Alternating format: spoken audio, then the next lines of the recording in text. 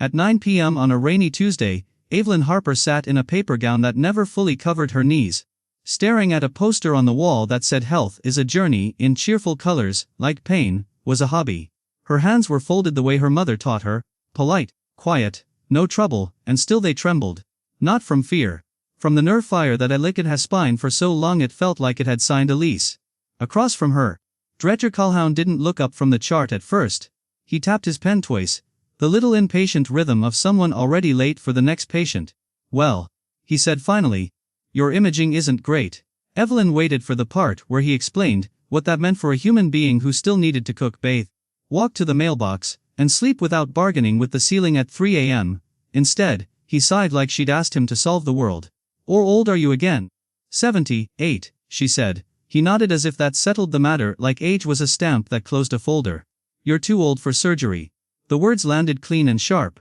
Not cruel the way yelling is cruel. Cruel the way a locked door is cruel. Evelyn blinked. "Too old for any surgery." "Too old for this surgery," he corrected, but it didn't soften the meaning. "The risk isn't worth it. Complications, recovery, quality of life," he trailed off, eyes drifting back to his screen as if her quality of life was an abstract concept, not the thing she woke up chasing every morning. Evelyn swallowed. "My quality of life is already gone." Dr. Calhoun gave her the kind of half-smile people use when they're trying to be gentle while still ending the conversation. "We can manage you conservatively. Physical therapy, medication, maybe injections." "I've done all that," she said, voice steadier than she felt. "I've done it for years." He shrugged. "Then we continue. And if that doesn't work," his pen tapped again, "then we accept where we are." Accept. Like she was being offered a weather forecast instead of a sentence. Evelyn left the clinic with a printed sheet that listed exercises she could barely do and medication she already took. She stepped out into the parking lot, rain misting her glasses, and for a moment she just stood there beside her old Bic, keys in her palm, trying to understand how a person could survive raising kids, burying a husband, working 2 jobs, and still be told, at the end of it all, that the pain would simply be her companion now. She sat behind the wheel and didn't start the engine. The truth was, it wasn't the no that broke her. It was how easy it was for him to say it. Like he didn't even have to think. By the time she drove home, her hands had gone numb from gripping the steering wheel too hard. When she pulled into her driveway, her neighbor's dog barked the way it always did, and the sound felt like a reminder that the world kept going whether she did or not. Inside, Evelyn moved through her house with the careful slowness of someone living around pain, instead of through life. The place was tidy, small, full of the quiet proof of years. Family photos, a quilt on the couch, mugs she didn't use much since her husband passed, a stack of unopened mail that felt heavier than it should. On the counter sat a jar of screws and bolts her late husband, Frank, used to keep. Frank fixed things. Not as a hobby. Because he couldn't stand seeing something broken and walking away. For the first time in months, Evelyn found herself talking out loud to the empty kitchen. "What am I supposed to do now, Frank?" No answer. Just the refrigerator humming like a dull heartbeat. That night she tried to sleep. She failed the way she often did. On her side, then her back, then sitting upright with pillows stacked like a barricade. At 20:26 a.m., she shuffled to the bathroom and caught her reflection in the mirror. The face looking back at her wasn't weak. It was tired. There's a difference. And she hated that doctors and strangers and even well-meaning family members treated those two things like the same word.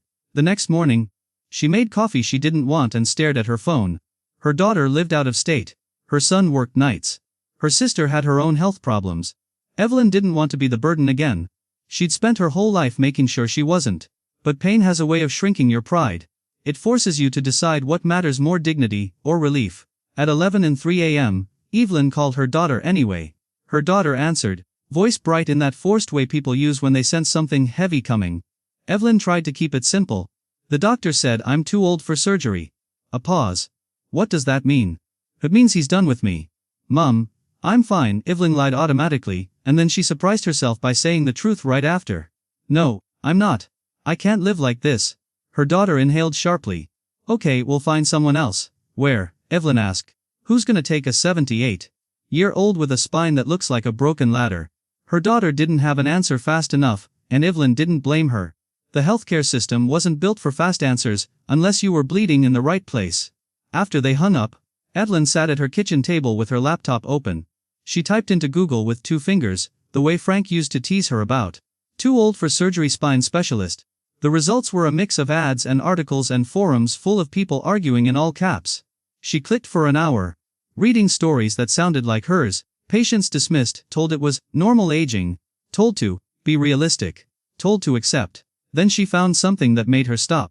A profile of a surgeon who worked with older patients, someone who believed age alone shouldn't automatically disqualify a person from relief. Someone described as a doctor who listens. Evelyn read that line twice, a doctor who listens. It sounded like a miracle now. She looked up the clinic location. 300 miles away.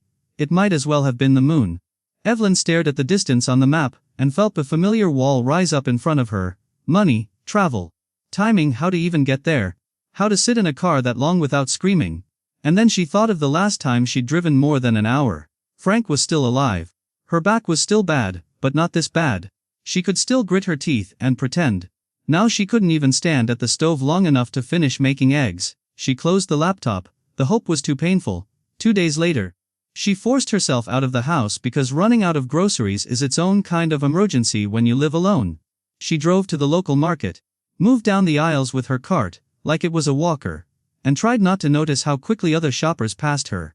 At the checkout, she fumbled for her wallet and winced so sharply the cashier noticed. "You okay, ma'am?" a cashier asked. Evelyn tried to smile. "Just my back." Behind her in line, someone said, "Back pain make you feel like you're carrying the whole world." The voice was low, roughened by time, not unkind. Evelyn turned. The man was big in the shoulders, graying beard, wearing a leather vest over a hoodie. Not flashy, but unmistakable. His hands were scarred the way hands get when they've spent years fixing engines and hauling things that didn't want to be moved. He nodded like he didn't want to startle her. "Sorry," he said. "Didn't mean to jump in." Evelyn surprised herself by answering honestly. "It's fine, I'm just tired." He looked at her cart. The way she was leaning. The careful way she shifted weight from one foot to the other. Like she was trying to negotiate with her own bones. "A tired doesn't cover it," he said softly. Evelyn swallowed. "My doctor told me I'm too old for surgery." The man's eyes narrowed, not at her, at the concept. "That's what he said?" "Yes." He shook his head slowly. "That's lazy." Evelyn almost laughed, but it came out like Errol steeping. "I don't know what else to do." The man watched her for a second, then glanced down at the name stitched on a small patch near his chest. "Name's Dean," he said. "You live on Hawthorne?" Evelyn blinked. "Yes." He nodded once. "I've seen you. You're Frank Harper's wife." The mention of Frank hit her like a hand to the chest. "You knew my husband." Dean's face softened. "Frank fixed my old panhead in '98. Wouldn't take extra money even when I tried to shove it in his hand. Told me just ride safe and don't be stupid." Evelyn couldn't help it, her eyes watered. "That sounds like him." Dean shifted his weight like he wasn't used to feelings in grocery lines. Was a good man. Evelyn looked down at her receipt, suddenly embarrassed by her own tears. "I would have hated seeing me like this." Dean's voice stayed steady. "He'd hate seeing you in pain. Period." Evelyn tried to gather her bags. Her hands shook again, and she hated that it was visible. Dean reached for one of the bags but didn't grab it until she nodded. "You got a ride home?" "I drove," she said. "Okay," he said. "I'll walk you out. Make sure you're steady." In the parking lot, the sky was heavy with clouds. Dean carried the bags like they weighed nothing. Evelyn unlocked her Bic, and Dean loaded them gently into the trunk. Evelyn hesitated by the driver's door, fingers tightening around the handle as another wave of pain rolled through her. Dean didn't rush her, he just waited. Finally, Evelyn said it, almost like a confession. "I found a specialist, 300 miles away." Dean's eyebrows lifted. "That's a haul." "I can't do it," Evelyn said. "Not alone. Not like this." Dean studied her for a long moment. "When's the appointment?" Evelyn startled. "I don't have one. I didn't book it because you'd have no way to get there." He finished. She nodded. Dean reached into his pocket, pulled out his phone. "What's the doctor's name?" Evelyn blinked. "Why?" "Because," he said, already unlocking his phone. "Frank didn't fix my bike so I could stand here and watch you get shoved to the side." Evelyn's mouth opened, then closed. "You don't have to." Dean looked her right in the eye. "I'm not asking if I have to." He stepped a few feet away and made a call. Evelyn heard parts of it but not all. "Hey, yeah, it's Dean. Need a favor. Medical run. Fran Elderleaper's wife." The name Frank did something to the air. Like it meant something beyond nostalgia. Like it was a debt the right people still remembered. Dean listened, nodded, then said, "Not one bike. I want a full line. No nonsense. Just get her there and get her home." He hung up, slid the phone back in his pocket, and turned to Evelyn like he'd already decided the ending. "How do you feel about motorcycles?" he asked.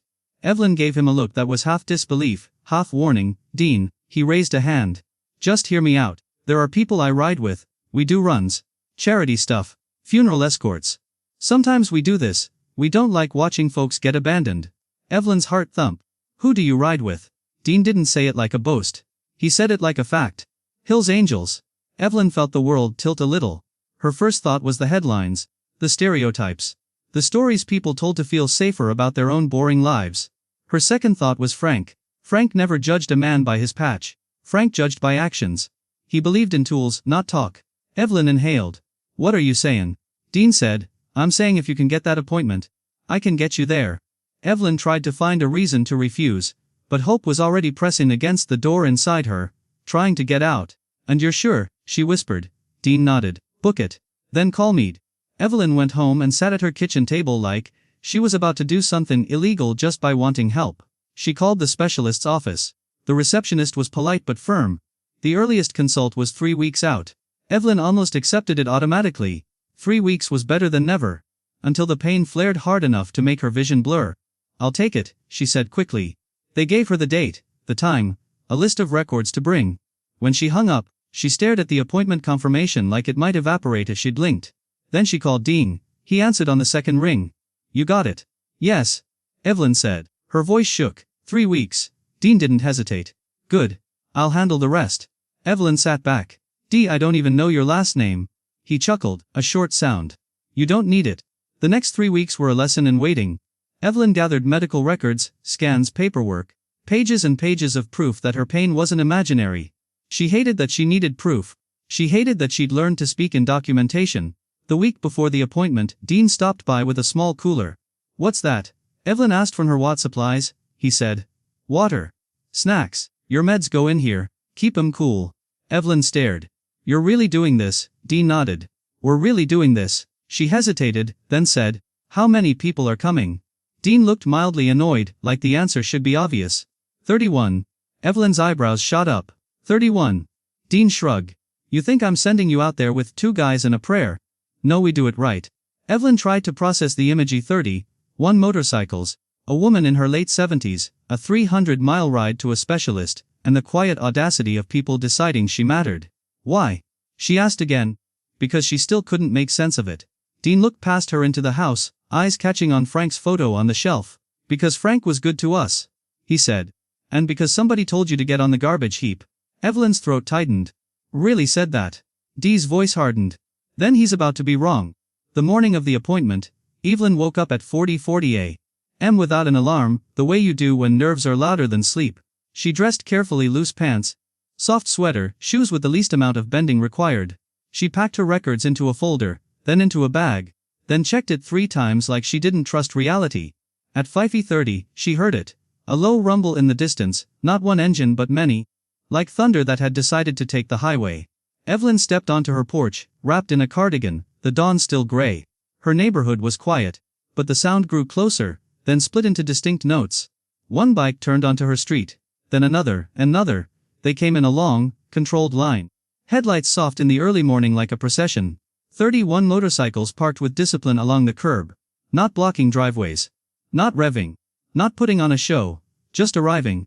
Dean walked up first, helmet under his arm. "You ready?" he asked. Evelyn's hands shook again, but this time she wasn't ashamed of it. "As I'll ever be." Dean gestured behind him. A black SUV was parked at the end of the line. "You ride in that warm, safe seatbelt. The bike's our escort." Evelyn exhaled, relieved. "Thank you." A woman stepped forward from the group, short hair, kind eyes, wearing a vest with the same patch. "Hi, Evelyn," she said. "I'm Maris. I'm riding sweep. If you need a bathroom stop, water, anything, tell Dean, and it happens." Evelyn blinked hard. "You all know my name." Maris smiled gently. "We're not here to scare you. We're here to get you help." Dean opened the SUV door like a driver. Evelyn climbed in slowly, wincing as she settled. Dean put the cooler at her feet and made sure she had a small pillow for her lower back. Then he leaned in, voice low. "Before we roll, if you want to back out, now's the time, no shame." Evelyn looked out at the line of bikes, the quiet patience, the way nobody looked irritated by the early hour. She thought about Deidre, Calhoun's pen tapping. "Except where we are." She shook her head. "No," she said. "Not today." Dean nodded once. That's what I wanted to hear. The convoy moved out like a slow river, SUV in the middle, bikes around it, respectful spacing, no weaving, no chaos. At stoplights they stopped. At merges they protected the lane. It wasn't intimidation. It was stewardship. Like they were carrying something fragile, and weren't about to let it get smashed. Evelyn watched it through the back window at first, stunned by how calm it felt. She'd expected the opposite: noise, aggression, some kind of performance. But it was the quiet that hit her hardest. Half an hour into the drive, Evelyn's phone buzzed. A text from her daughter: "Are you okay? Did you figure out the ride?" Evelyn stared at the message. Then she took a photo out the window, bikes in formation, morning light catching chrome like small stars. She sent it with one line. "I'm not going alone." Her daughter called immediately. "Mom." Her daughter breathed, half panicked. "What am I looking at?" Evelyn heard herself chuckle. "Help." Her daughter went silent for a moment, and Evelyn could almost feel her trying to reconcile fear with gratitude. "Are you safe?" her daughter asked. Evelyn looked around the SUV. Dean wasn't in the vehicle, he was riding ahead, but she could see Maris' bike in the side mirror, steady as a metronome. "I've never felt safer," Evelyn said, surprising herself with how true it was. "If you're still with me right now, do me a favor, hit the like button. Not for the algorithm. Not for ego. Just so this story finds the people who need to hear that they're not invisible. And if you want more real, heavy, human stories like this, subscribe. You'll be glad you did." They stopped 2 hours in at a diner off the highway. Evelyn expected whispers, stares, maybe even fear. 31 bikers walking into a small diner could make anyone nervous. But the first person to greet them was a tired waitress with a name tag that read Lena, who took one look at Evelyn and said, "Honey, you need a booth or a table." "A booth," Evelyn said softly. Lana nodded, then looked at Dean, who had walked in and taken his helmet off like he didn't need to be bigger than the room. "We'll make space." The bikers spread out, ordering coffee and eggs like regular people, because that's what they were in that moment, regular people choosing to show up. Evelyn sipped tea, hands wrapped around the mug, and watched the way they moved around her, subtle, protective, not smothering. Maris slid into the booth across from her. "How's your pain?" she asked. Evelyn hesitated, then told the truth. "It's bad, but I'm distracted." Maris smiled. "Good distraction's underrated." Evelyn studied her. "Why do you do this?" Maris didn't answer quickly. She looked down at her hands, then back up. "Because once, when I needed help, somebody showed up for me," she said. "And it changed my whole life." Evelyn nodded slowly. "Spent my whole life trying not to need help." Maris' eyes softened. "That's a hard way to live." Evelyn felt something inside her loosen, like a knot finally admitting it was tired. Back on the road, the miles passed in a rhythm. Wind, asphalt, occasional rain, the dull ache in Evelyn's spine rising and falling like waves. She took her meds on schedule. Dean had called ahead to the clinic to confirm they had her records ready. Someone had printed directions like it was 2002, and nobody trusted GPS alone. 300 miles can feel like forever when you're hurting. But it felt shorter when you weren't carrying it alone. They reached the specialist city just before noon. And the convoy tightened up, navigating traffic like a practice team.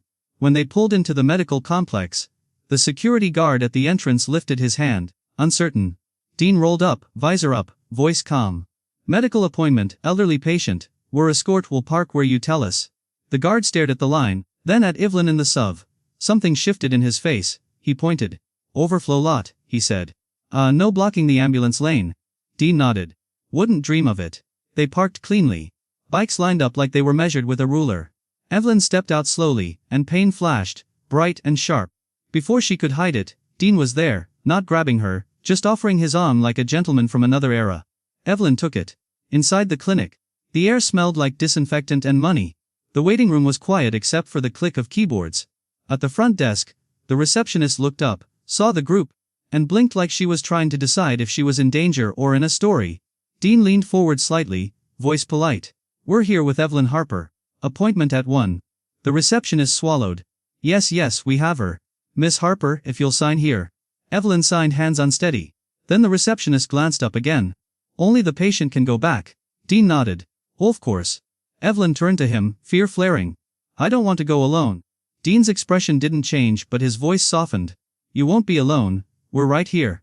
And you're gonna meet a doctor who actually listens." Evelyn nodded. Then followed the nurse down the hallway. The exam room was colder than it needed to be. Evelyn sat on the edge of the chair and waited, forcing herself not to rehearse her pain, like she had to convince someone it was real. When the specialist walked in, He didn't go straight to the chart. He looked at Evelyn.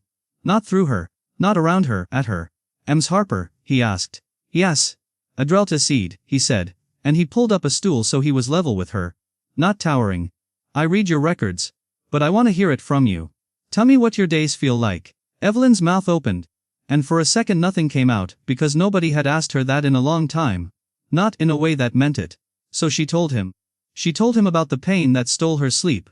About the way standing at the sink felt like punishment. About the fear of falling. About the humiliation of needing help with things she used to do without thinking. Preacher Say didn't interrupt. When she finished, he nodded slowly. "Okay," he said. "Here's what I think." Evelyn braced for another closed door. "Instead," he said, "H is not a diagnosis." Evelyn stared. He continued, "It's one factor. But it's not a verdict. We evaluate your health, your function, your goals, your risks, your whole situation. And then we choose the least invasive, most effective option." Evelyn felt tears rise fast and hot. "My doctor told me I'm too old." Preacher Said's jaw tightened slightly. Not angry at her, angry for her. "I'm sorry that was said to you that way. There are cases where surgery isn't appropriate. But those decisions should be grounded in your health and your wishes, not your birth year." He pulled up her imaging and explained it in plain language, pointing to what mattered without drowning her in jargon. He talked about options. He talked about realistic outcomes. He talked about what recovery would require, and what support she'd need. Then he said the sentence she hadn't realized she was desperate to hear. "I can help you." Evelyn exhaled like she'd been underwater for years. "What does that mean?" she asked, almost afraid to trust it. "It means," he said, "we can plan a procedure that targets the specific source of your pain. Not a massive overhaul. A focused approach. And we'll make sure you're optimized medically first." Evelyn's hands shook harder now, but not from fear. From relief. From validation. From the sudden, shocking idea that her life might expand again. By the time she walked back into the waiting room, her face was wet and her shoulders were sagging with exhaustion. Dean stood immediately, reading her expression like a man who'd learned to interpret silence. "Well," he asked. Evelyn nodded. "You said yes." Dean's eyes closed for a split second, like he'd been holding his own breath. Then he opened them and smiled, small, controlled, but real. Maris stepped forward. "He's taking you."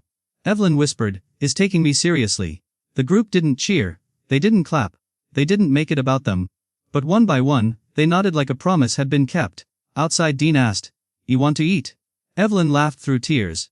"I want to sit." Dean grinned. "Fair." They went to a small place near the clinic. The owner looked nervous until Evelyn walked in, and then everything shifted. People can handle almost anything if they can place it in the category of helping an old lady. Evelyn ate soup and bread, hands still trembling, feeling lighter than she'd felt in years. On the return drive, she watched the horizon like it held a different meaning now. The pain didn't magically vanish. Her body was still her body. But hope is a kind of medicine too, and it hit her system fast. Halfway home, the sky cleared into a soft orange sunset. The bikes rolled steady, shadows stretching long across the road. Evelyn thought about Juter Kahan's words again, "Accept where we are." And she realized something that startled her. She didn't have to accept being dismissed. She didn't have to accept being parked on the side of life. She could demand to be evaluated as a person, not a number. They arrived back in her neighborhood late evening. Porch lights glowed. A couple neighbors peeked out, curious. 31 bikes pulled up and shut down their engines, and the sullen silence felt sacred. Dean walked Evelyn to her porch. She turned, looking at the line, at the faces, at the quiet patience. "I don't have words," she said. Dean shrugged. "You don't need a speech." Evelyn's front tightened. "Frank would've." Dean cut her off gently. "Frank would have been proud you didn't quit." Evelyn nodded, tears slipping again. "I almost did." Dean's gaze held hers. "But you didn't." Evelyn looked over the group. "How do I repay this?" Maris answered from a few steps away. "That's payment." Then Dean said, "And when you're better, you do one small good thing for somebody else. Doesn't have to be big. Just don't look away." Evelyn nodded, because she understood exactly what he meant. Before they left, Dean handed her a small piece of paper with a number on it. "That's me," he said. "When the surgery date comes, we'll do it again. We'll get you there, and we'll bring you home." Evelyn stared at the paper like it might dissolve. Then she looked up, voice shaking but firm. "I'm not done." Dean smiled. "No ma'am. You're not. And if you've made it to this part of the story, I want you to do 3 things, because they matter more than people think. First, subscribe. Not because I'm begging, because stories like this don't get pushed unless you tell the platform they matter. Second, hit like. So the next person sitting in a parking lot after being dismissed sees this, and realizes they can ask again, and again until someone listens. Third comment, one word. Yes. Because sometimes the most powerful thing a human being can hear is that their life is still worth fighting for.